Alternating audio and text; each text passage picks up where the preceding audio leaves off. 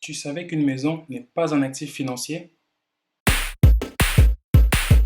Exactement. Comme je vous disais au tout début, une maison n'est pas un actif financier. On a souvent tendance à dire quand on achète une maison que c'est un actif financier, comme quoi c'est un bien, c'est un patrimoine. C'est un patrimoine, mais ce n'est pas un actif financier. Je vais un peu vous expliquer la différence entre actif financier et passif financier. Je ne sais pas si vous avez déjà entendu parler du livre Père riche, Père pauvre de Robert Kiyosaki, dans lequel en fait il explique la différence entre un actif financier et un passif financier en prenant comme exemple l'expérience qu'il a vécue, une expérience personnelle avec son père qu'il considérait comme le père pauvre, car c'était le père en fait qui avait un diplôme et qui cherchait un emploi, qui travaillait, qui gagnait un salaire, la vie basique. Et d'un autre côté, il y avait le père qu'il appelait le père riche, qui était le père de son camarade, dans lequel c'était quelqu'un qui avait des entreprises et qui possédait des actifs financiers. Donc, quelles sont les différences entre un actif financier et un passif financier? Tout d'abord, un actif financier, ce sont des choses en fait qui nous rapportent de l'argent, qui nous ramènent de l'argent, en soit, si je peux utiliser d'autres termes, qui nous remplissent les poches. Au contraire d'un passif financier, c'est ce qui nous retire de l'argent. C'est ce qu'on considère un passif financier. Donc dans ce livre-là, Père riche, Père pauvre, il explique très bien cette différence-là entre toutes les choses qui sont des actifs financiers et des passifs financiers. Pour donner un exemple d'un passif financier, une maison, ça peut être un actif financier et un passif financier. De même pour une voiture qui peut être un actif et un passif financier. Voilà, donc une voiture devient un passif financier quand on l'utilise soi-même parce que pourquoi? C'est des charges. On doit payer l'assurance, on doit assurer la maintenance de la voiture. Donc la voiture devient vite un passif financier quand c'est pour usage personnel. D'un autre côté, cette même voiture-là peut devenir un actif financier. Elle peut vous rapporter de l'argent quand par exemple vous transformez cette voiture-là dans un taxi, donc dans un Uber ou dans un Hitch, comme par exemple une maison. Quand vous l'achetez, souvent vos agents immobiliers, quand vous achetez une maison, ça surtout pour les jeunes qui ont de la vie active, ils ont l'idée d'acheter une maison, oui, ils ont l'idée d'acheter une maison. Il faut faire très attention. Je ne dis pas de ne pas acheter de maison, je ne dis pas de ne pas acheter de voiture aussi, mais souvent quand on a tendance à acheter une maison, notre agent immobilier nous dit oui, c'est un actif financier, c'est un bien. En fait, il vous donne cette assurance-là comme quoi vous possédez un bien qui vous rapportera de l'argent. Mais au contraire, une maison, si c'est pour usage personnel, c'est un passif financier. Ça nous fait perdre de l'argent. Parce que non seulement quand on l'achète, pour la majorité des fois, on fait appel à des crédits. Donc on fait appel à des crédits, on paye une partie et la banque nous donne l'autre partie. Donc on fait appel à des crédits. On a des taxes foncières à payer. On a le crédit à rembourser. On a tout ce qui est maintenance de la maison. Donc ça devient très vite un passif financier parce que la maison ne va pas nous rapporter de l'argent. Ça va nous retirer. Donc c'est un passif financier. Mais d'un autre côté, ça peut devenir aussi un actif financier dans le cas où on prend cette maison-là pour le mettre à la location. Là, dans ce cas-là, ça devient un actif financier.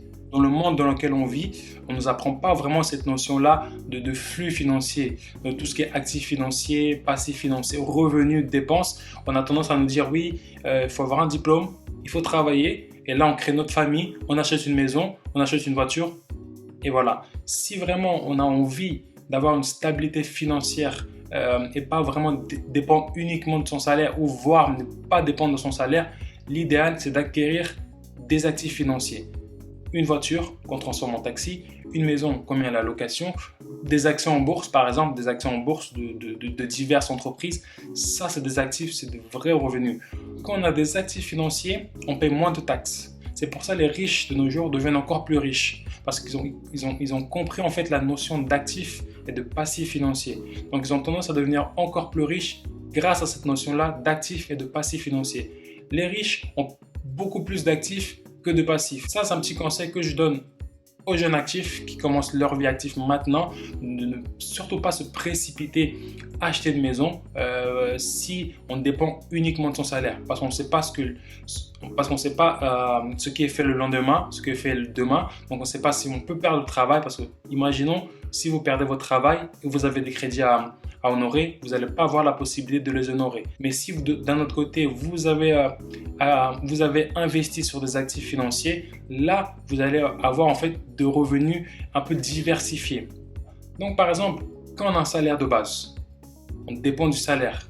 quand on travaille, on est salarié, là, on travaille pour l'argent. Et l'idéal, c'est que l'argent travaille pour nous. Cette notion-là de travailler pour l'argent, c'est quand on est salarié. On se lève chaque matin pour aller travailler, c'est pour de l'argent qu'on travaille. On travaille pour l'argent. D'un côté, on est un peu esclave de l'argent. Mais d'un autre côté, on peut faire que l'argent travaille pour nous. Ça, dans ce cas-là, c'est quand on a des actifs financiers, on a des entreprises. Là, l'argent travaille pour nous, à notre bénéfice, et pas le contraire. Et ça, vraiment, c'est l'idéal quand l'argent travaille pour nous. Et quand on a un salaire, on a tendance à payer tout ce qui est dépenses. On a des taxes à payer, oui. Parce que quand on travaille, quand on est salarié, on paye beaucoup plus de taxes que lorsque on est entrepreneur, on a des actifs financiers. C'est pour ça qu'il y a quelques riches qui payent beaucoup moins de taxes. C'est pas que c'est du vol, non. C'est parce qu'ils ont su comment utiliser ce système-là à leur faveur. Je pense aussi que tout le monde, vous pouvez l'utiliser. C'est vraiment l'idée d'actifs et de passifs financiers. Ils ont beaucoup plus d'actifs. Car lorsqu'on a des actifs, on paie beaucoup moins de taxes que lorsqu'on dépend d'un salaire, d'une activité, on paie beaucoup plus de taxes. C'est un petit conseil que je vous donne. Optez vraiment plus pour tout ce qui est actifs financiers, tout ce qui vous rapporte de l'argent. Car vous pouvez transformer aussi quelques passifs en actifs financiers.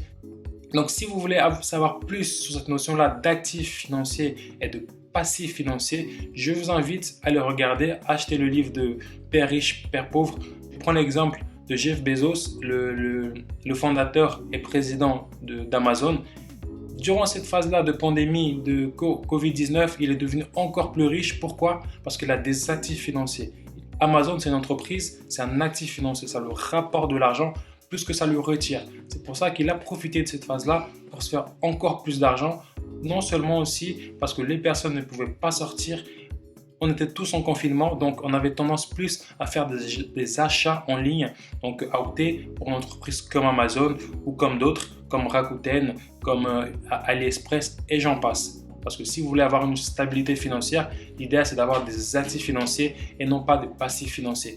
Même si quelquefois, on peut avoir des passifs financiers, on a besoin d'avoir des passifs financiers, on a besoin d'avoir une maison, on a besoin d'avoir une voiture. Mais l'idéal, pour acquérir ces passifs financiers-là, une voiture, une maison, si on a la possibilité, c'est vraiment d'acquérir ces biens avec des revenus issus de nos actifs financiers.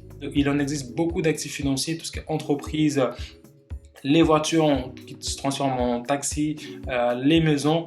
Il y en a beaucoup, donc je vous invite vraiment à les regarder sur internet ou aussi lisez le livre Père riche, Père pauvre. Vous allez apprendre beaucoup de choses et ce livre aussi va vous permettre en fait d'avoir une stabilité financière, une meilleure stabilité financière et pas être à la fin du mois serré. Donc parce que là en plus dans cette phase-là, on est dans une phase sanitaire très délicate dans laquelle beaucoup de personnes sont infectées, de personnes sont en train de mourir, mais aussi d'un côté l'économie mondiale est en train d'être très impactée par cette crise sanitaire. Même aussi dans les crises, on peut aussi bien savoir gérer son côté financier et je donnais dans ce cas-là l'exemple de Jeff Bezos et d'autres entrepreneurs qui ont réussi à faire beaucoup d'argent dans cette phase sanitaire délicate. Donc j'espère que vous avez aimé cette petite vidéo là dans laquelle je vous ai un peu expliqué la différence entre actifs financiers et passifs financiers, revenus, dépenses. Donc voilà, si vous avez aimé cette vidéo-là,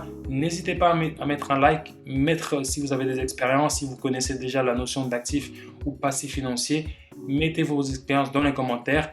Abonnez-vous à la chaîne, activez la petite cloche de notification pour ne pas rater la prochaine vidéo. Donc sur ce les gars, je vous dis à très bientôt sur la prochaine vidéo de Tu savais.